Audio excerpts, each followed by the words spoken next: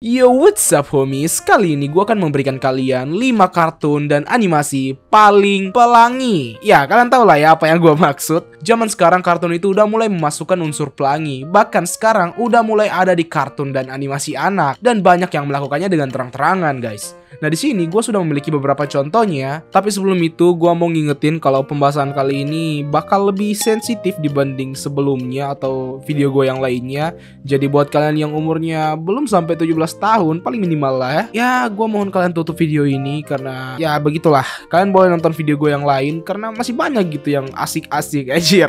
Jangan lupa juga subscribe channel ini jika kalian tertarik dengan channel yang membahas kartun seperti ini ya. Jika sudah, tanpa berlama-lama lagi, langsung saja kita mulai cuy.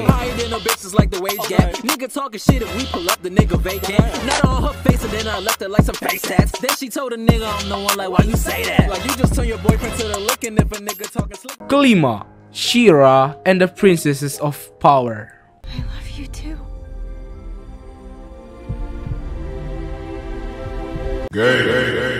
Animasi ini diproduksi oleh Netflix dan merupakan versi reboot dari versi klasiknya pada tahun 1980-an. Dulu, She-Ra ini udah lumayan terkenal lah ya, bahkan sampai pernah crossover dengan salah satu animasi ikonik berjudul He-Man and the Master of the Universe. Ya gua yakin kalau banyak dari kalian tahu dengan lelaki Sigma ini. Tapi kali ini gue lebih fokus ke versi rebootnya ya. Jadi ini animasi bercerita tentang Adora yang menemukan sebuah pedang ajaib yang langsung mengubahnya menjadi putri kekuasaan legendaris. Dengan kemampuannya sekarang, dia bergabung dengan kelompok pemberontak untuk mengalahkan pasukan Horde, yaitu pasukannya dulu, yang ternyata menjadi alasan penderitaan dari planet Etheria. Setelah gue baca di Quora, karakter di versi rebootnya ini diubah dari yang pada dasarnya straight, malah dibuat pelangi semua, entah itu jomo, lesbi, bahkan gak punya jenis sekalipun. Gue lihat dari fandomnya, karakter pentingnya itu pada pelangi semua anjir. Fansnya sendiri bilang sih kalau 95% karakter di kartun ini pelangi semua gitu. If you're really lucky, it might take you a whole life. Keempat, The Owl House.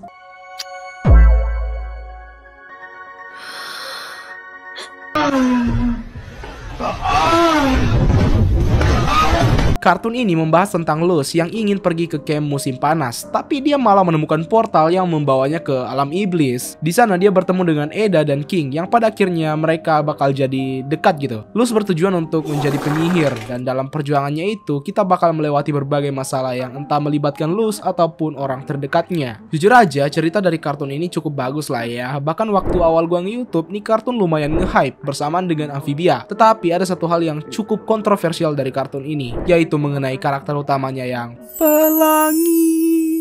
Apalagi usia Luz dan Amity itu 14 tahun yang berarti minor. Kartun ini memiliki 3 season dan di season terakhirnya itu berakhir lebih singkat. Ya udah terungkap alasannya itu dikarenakan nih kartun gak sesuai dengan branding Disney, dimana Disney lebih fokus ke keluarga dan anak kecil, tapi nih kartun justru lebih menarik audiens yang usianya lebih dari target mereka. Si kreatornya sendiri bilang kalau berakhirnya kartun ini itu gak ada hubungannya sama sekali dengan kontroversi representasi pelanginya. Tapi gue yakin itu justru menjadi salah satu alasan yang paling berpengaruh sih, karena hal itu membuat kartun ini sempat di-ban di beberapa negara pada tahun 2022 dan negara lainnya lagi memutuskan untuk meng-cut bagian yang dinilai tidak memenuhi syarat standar penayangan. Itu tentu sangat berpengaruh dong dengan peningkatan jumlah audiens dari acara ini, apalagi ada yang sampai nge-ban loh. What is this?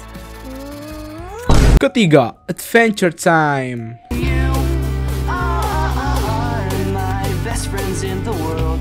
Gua nggak perlu jelasin lagi lah ya mengenai kartun ini karena kalian pasti tahu lah ya. Capek gua juga cuy ngejelasin mulu nih. Intinya ini kartun dengan cerita yang paling kompleks di Cartoon Network. Pokoknya bagus banget dah. Tapi yang mau gua bahas itu di saat Rebecca Sugar bergabung di acara ini sebagai penulis, yang menjadi titik awal kartun ini ikut merepresentasikan pelangi.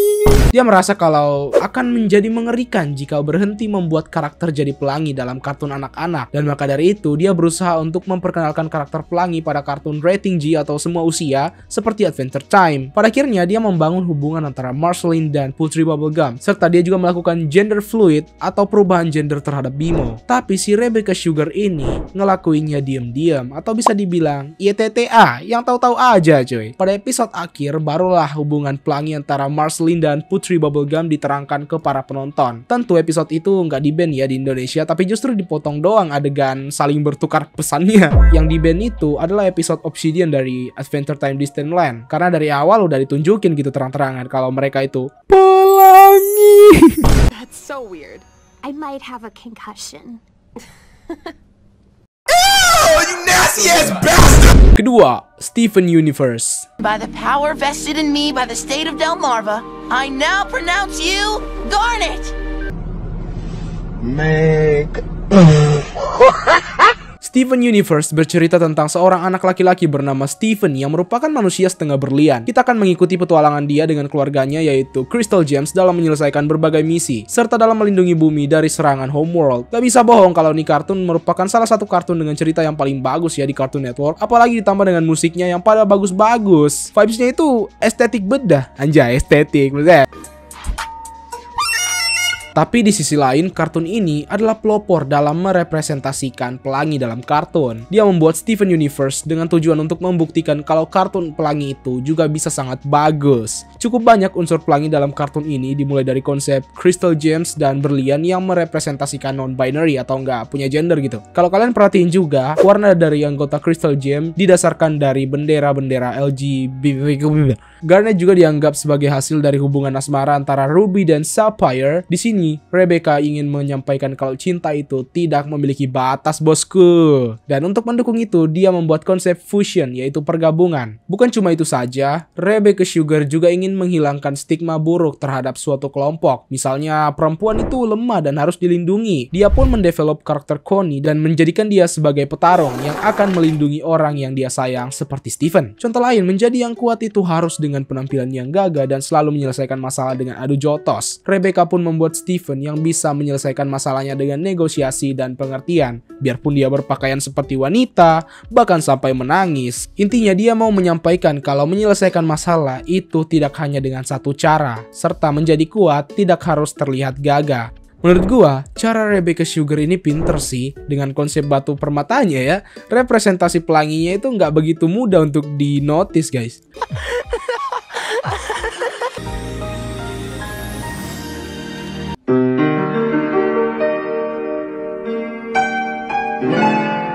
Sebelum kita ke nomor 1, gue juga memiliki beberapa kartun atau animasi yang pelangi juga, dan gue jadiin honorable mention. Harley Quinn. That ill-fitting polyester is kind of doing it for me. Is it? Okay. Avatar: The Legend of Korra. Craig of the Creek.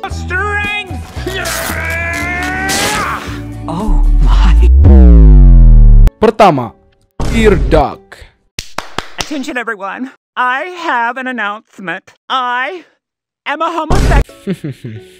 Ini sih yang paling terang-terangan ya dibanding yang lainnya. Dari namanya aja udah kelihatan gitu. Kartun ini membahas tentang bebek yang berprofesi sebagai perawat. Nah, dia ini homo, guys. Ya, itu aja sih. Selanjutnya kita bakal fokus ke kehidupan dia sambil lihat terus-terusan ngingetin kita kalau dia itu homo, guys. Dan ya gue maklumin sih untuk kartun ini dengan semua adegan homoknya yang terang-terangan, karena memang ini kartun dewasa, guys, yang terinspirasi dari acara Queer as Folk. Kalian jangan cari itu ya, soalnya itu acara homok ya. Fun fact juga kalau kreator dari kartun ini merupakan showrunner dari seri kartun The Simpsons dan juga CEO kreator dari kartun dewasa klasik berjudul The Critic. Kalau kartun The Critic itu sih lumayan bagus sih. Ceritanya nggak kayak yang satu ini nih, isinya cuma pelangi doang terus ditambah dengan candaan-candaan yang udah biasa gitu pada kartun dewasa. Heavenly Gator, I'm seeing my parents tonight. Oh, come with me. I want to tell them about us.